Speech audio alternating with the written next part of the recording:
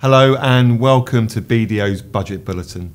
I'm here with David Brookes, tax partner at BDO, who's going to explain to me some of the detail that sits behind today's budget. So David, was it a welcome budget? Well, it was a business-friendly budget, but it was a fairly light-touch budget as well, so there weren't too many major changes or major giveaways as far as businesses are concerned. Before we talk about what was in the budget, can you talk to me about what was left out from the budget? Well, one area was single-use plastics, tax on single-use plastics or disposable cups.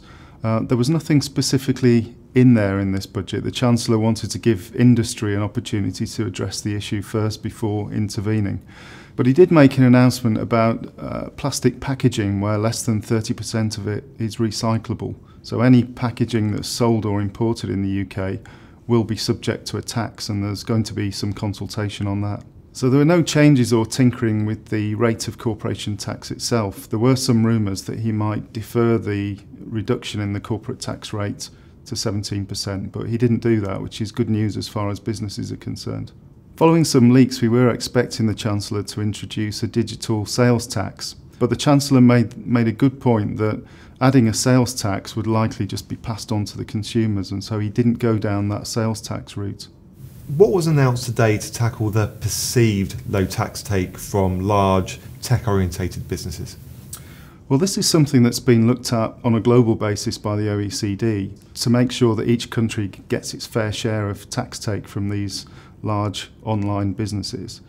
But the Chancellor said that progress has been slow in this, and so he has now introduced a new digital services tax, which is a 2% tax on revenue, but it's only for companies that are profitable and have global revenues of more than 500 million a year, so it's aimed at those larger corporates. This will be introduced from April 2020, although there will be some consultation. And interestingly, the tax take from it is only 400 million a year, so it will still be important to the Chancellor what happens on an international level as well. And on the flip side, there was some help announced for the high street today. Well, the switch to customers buying more online rather than on the high street is a change that the Chancellor acknowledged isn't going to go away.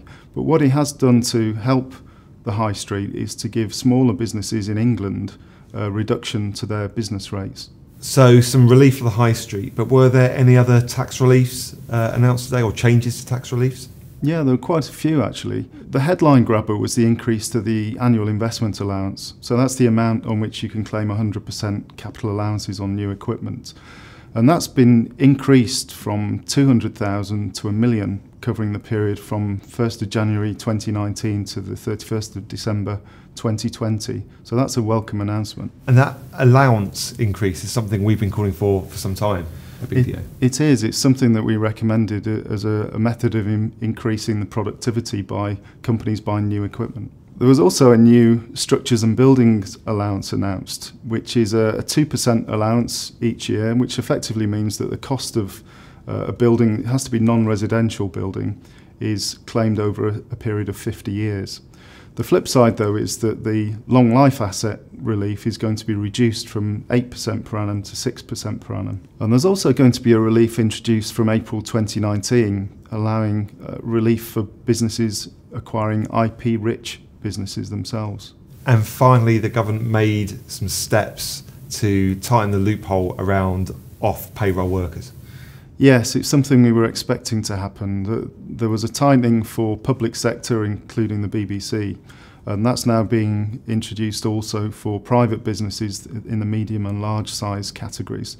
The intention obviously is for HMRC to get as many people as possible into the PAYE system. And then we heard about PFI today, which is almost going back to the years of New Labour. Are PFI contracts now finally dead? Well, the Chancellor said he wouldn't sign any new PFI contracts, but it was interesting to see he did promise to honour any PFI contracts that had already been signed, which is good news. And for all those playing their budget bingo at home, the Chancellor normally mentions tax evasion, tax avoidance. It's normally a banker that you can depend on him raising. Did he mention that today? Yeah, this year was no exception. So he said that he intends to raise up to $2 billion over the next 5 years from tax avoidance and evasion. He did mention one particular area that's quite interesting for companies in relation to R&D claims for SMEs. And to cap some type of avoidance that's been going on, he's going to bring or reintroduce a cap based on 3 times the amount of PAYE and NIC that a company pays. So in the past there was a cap of 1 time, so it's better than it used to be, but it's still a new restriction. Well, thanks, David, for taking us through some of the detail on the budget this evening. My pleasure. And thank you for watching BDO's Budget Bulletin.